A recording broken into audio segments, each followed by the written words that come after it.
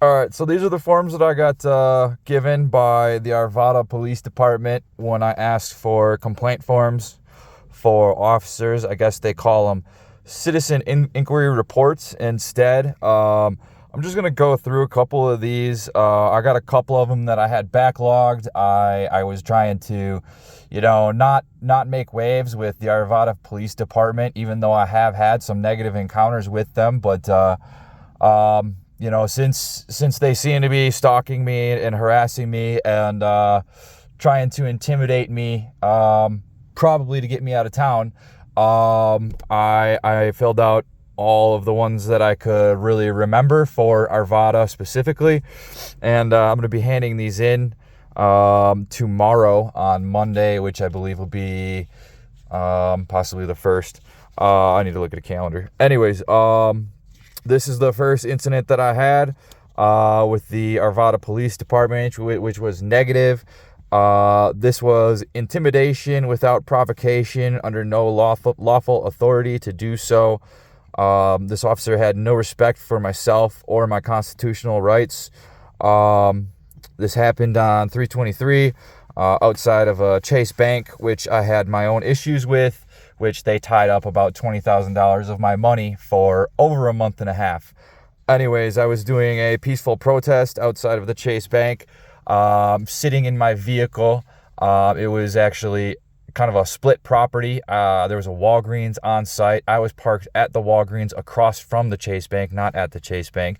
And I had a sign in my window stating Chase Bank stole money from me, making people aware that we're customers, that their money just might be, locked up at any given point in time for whatever reason.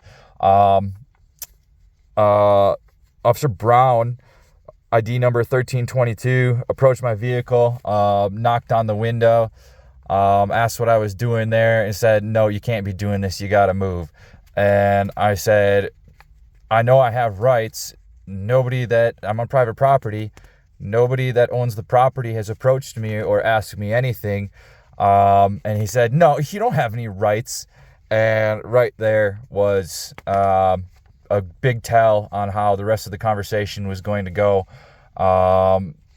If he would have his way, he was going to bully me and intimidate me into simply complying into what he wished me to do, whether or not he had any legal authority, which in this instance he did not. I was not asked to leave. I need to be asked to leave by the private property owner to leave. And then what happened after that is I tried to, that was resolved. I never got a ticket. I'm not a criminal. I wasn't doing anything illegal. I was well within my rights. The issue was resolved. Again, no ticket. So this is the first incident where they're threatening me with trespass and some serious misdemeanor or felony crimes they wish to escalate. They've showcased they wish to escalate in that situation. Now, I was very upset with how he treated me and how little respect he had for people's constitutional rights. I even had, I think in one of my videos, I said something to him, "You just hate people who know what their rights are, don't you?" And he got a real big attitude at that point. I tried to report him to the Westwoods Community Substation that same day. I was told that they don't have these citizen inquiry reports, these complaint forms, anywhere in that station. They could not give them to me, and basically what they do and what I would need to do is I need to talk to the shift captain. And I met with the shift captain. I didn't get his name, don't remember his name, but it was on 3/23 at 5:35 p.m. We were in the lobby. I'm sure they have cameras, so they should be able to figure out this officer's name. But yeah, I asked for the papers. He refused that, gave me a lie about, well, basically what's going to happen is, like, I will take this and I will, take it up the chain and it'll be taken care of. And I wanted something in paper. I wanted something in writing from him that said that this was going to go somewhere. And I got none of that. And I could tell that this guy wasn't going to be helpful. He was just going to keep on lying to me. And this was my first negative interaction with Arvada police. So I let it go. I let it slide until now. I got the report filled out, but that was my experience. He didn't want to give me a complaint form. So he's hiding, protecting his other officers, thin blue line. Now, this incident was a violation of my Fourth Amendment right to privacy, possibly 14th Amendment. There are parts of that address privacy as well. This happened in a Walmart parking lot. I was sick. My dog was also sick. I had a pretty bad cold, and my dog was needing to go to the vet, which was right across the street. I had gone into Walmart to patronize the business, buy some things, came out, and the Walmart associates had stuck a orange toe sticker on my window.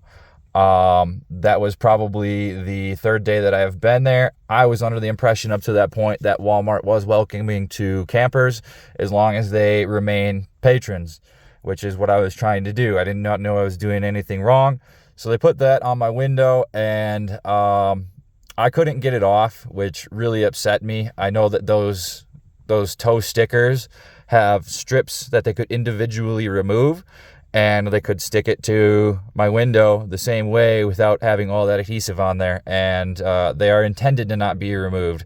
Tried to scrape it with a knife. Essentially, I take that as a vandalistic act, but I guess, not under the law because it's their private property. But that was their way of telling me that I needed to leave, and it gave me a time frame to which I should do that.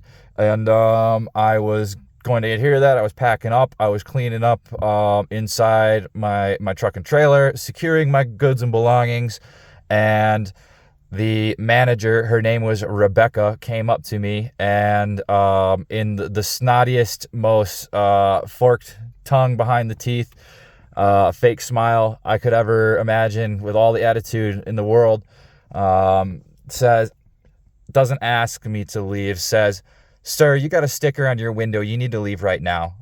And I tried to explain to her that I was cleaning up and I would be gone in about 45 minutes to an hour. And I would be out of there right now if I proposed to them, if they pull that sticker off my window. Now, the rest of this was recorded as well. I recorded this interaction. The police were fairly professional in their dealing with me, other than the fact that they took my personal information. They wrote it down on a piece of paper. I had committed no crime, and they forwarded my information to that Walmart. They forwarded my private information to another, my information as a private citizen to another private entity, which is a violation of my rights. So that was just, the officers were not jerks to me in that situation. Other than when I was actually kind of leaving, they got a little bit of an attitude with me, just like, "You need to leave right now." But then the big one, probably one of my most popular videos, is I was parked at a park, and I had been parked there for about 10 minutes. And I was approached by Officer Fitrell of Arvada Police Department. And I had already had one of those similar notices on my window telling me that I needed to move within 72 hours. I had been adhering to that. Like I said, I had been there for 10 minutes. That is the most important part. And I have that video up as well. The officers were basically just trying to lie to me that I was violating municipal ordinances, then like state and highway code. And they were not providing me or showing me any physical, these ordinances that they claimed that I was violating. They were trying to get my ID first. So it was a legal request for my ID. They continued to assert that I was breaking the law. They told me that I was failing to identify, and I kept on asking them what law I was accused of breaking. And in basically what they're doing is it's a parking ticket. All that they would need is that vehicle that they're trying to write that parking ticket for. They would need that vehicle's plate number, and they put the ticket on the window. That's how you get a parking ticket. You do not need to ID to a police officer when they tell you that you have a parking violation. If it's a parking violation and you're not in the car, you are not a driver, you do not need to ID. You've committed no moving violation crime. I mean, that's what my understanding of the law has always been. Obviously, in this situation, all these situations, every single situation that I just described to you, I was never given a ticket because I never committed a crime. And this is just kind of developing the pattern of harassment of these Arvada police do not have any respect for citizens' constitutional rights. They spend a lot of their time picking on the homeless and attempting to bully people and fish for crimes because the police in Arvada are they are profiling people like that, and they act as an arm of capital for the city itself. They are kind of tyrants in this area and some of the surrounding areas as well. I've seen some very crooked police, which, in my 34 years of life, I can't say that I've seen much else from police in general. But then the big one, which I am going to withhold much of my personal account of this, and I am actually probably going to sit on this report until I speak to an attorney, whether or not I would need to. But this is the excessive threat of deadly force, where I was pulled over by a police officer as I passed him in a snowstorm. I was nowhere near him, and my vehicle slid a few feet it was about 10, 11 inches in 3 hours snowstorm that we got, and my vehicle slid a little bit, and he was not anywhere near me, but he decided to abandon what he was doing and chase me down, and he basically pulled me over, and the first thing that he did was pull his weapon on me, draw his weapon.